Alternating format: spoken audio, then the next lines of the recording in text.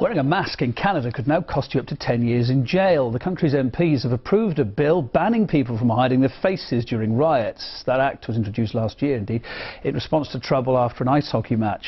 Masked fans rampaged through the streets when the team lost the Stanley Cup. Let's talk about this. It's a controversial law. Michael Forin's on the line. He's a reporter with CJAD Radio in Montreal. Hi there. 10 years for wearing a mask. It does sound draconian no matter how you look at it. How do people in Canada see it then? Well, you know, you have to understand here, it's the Conservative government that is implementing this. They have a majority in the House of Commons at the moment. They also have a majority in the Senate, our upper house there. So, I mean, this law is going to pass. There's nothing stopping it now. But I think what it comes down to is that people are looking at this in a response of not only the Stanley Cup hockey match that happened about a year and a half ago, 2 years ago, where Vancouver ended up losing and fans started going outside rioting on the streets. It cost millions and millions of dollars of damages in the streets of downtown Vancouver.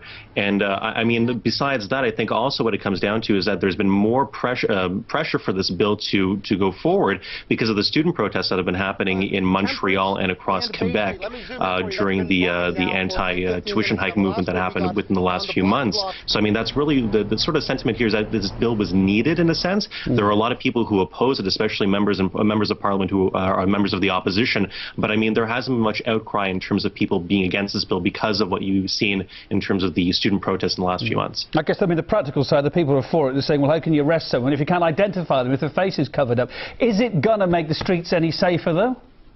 Not necessarily, because, I mean, what we already have in terms of what municipalities, what major cities in Canada do currently, they have their own bylaws that are in place that are able to prevent, you know, people from, you know, during major riots or major acts of violence or unlawful assemblies, rather, from wearing masks in the first place. And if somebody's actually out there on the streets, you know, bashing somebody's car window or smashing a storefront, there are laws that allow the police to obviously go in there and intervene and stop a criminal from doing something like that.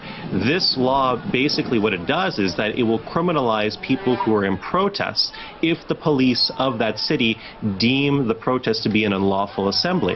Now, of course, that varies from jurisdiction to jurisdiction in terms of how easy it is for the police force to say this is an unlawful assembly or it is a lawful assembly. But let's look at Montreal, for example, and across Quebec, and any major city in Quebec, where if you are 50 people or more in a peaceful protest and a non-violent protest, that could be deemed an unlawful assembly if you have not presented your itinerary and the directions of according to your protest routes to the police force of the municipality in Quebec before the protest has started. And that's what's causing a lot of controversy here, because people are saying, you know, it's my inherent right to go out and express our opinions and be able to go to the streets and take to the streets in a peaceful manner, but this will be criminalizing even peaceful protests. So that's what the problem is here. But when peaceful protests go bad, that's the question. How do you deal with it? Now, I know you've experienced a protest yourself. You're a great person to give us some insight. You covered those student protests in Canada that made all those global headlines. What makes a peaceful demonstration turn violent? Where does the blame lie, or is there any hard and fast to it?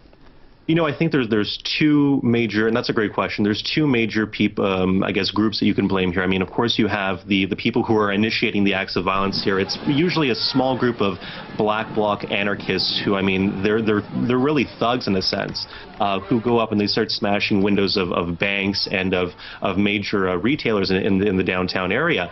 They're the ones who really start the problem here. But then again, you could say, well, it's the police force who really initiate this violence because they might be not going after these people in the first place. They will be attacking peaceful protesters in the streets. They'll be going after them.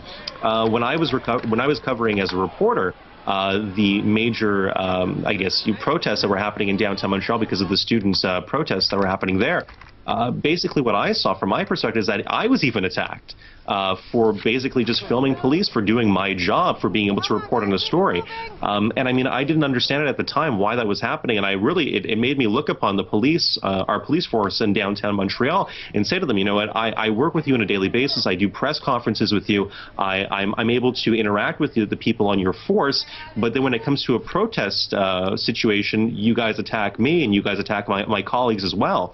What's happening here? And I mean, to some extent, people said to me, well, you know, you have to understand they're only doing their job. That could only go to a certain extent, I think. Michael, we've got to leave it there, I'm afraid, but thanks ever so much for a bit of insight there from you. Michael Forin, reporter for CJAD Radio Montreal. Thank you.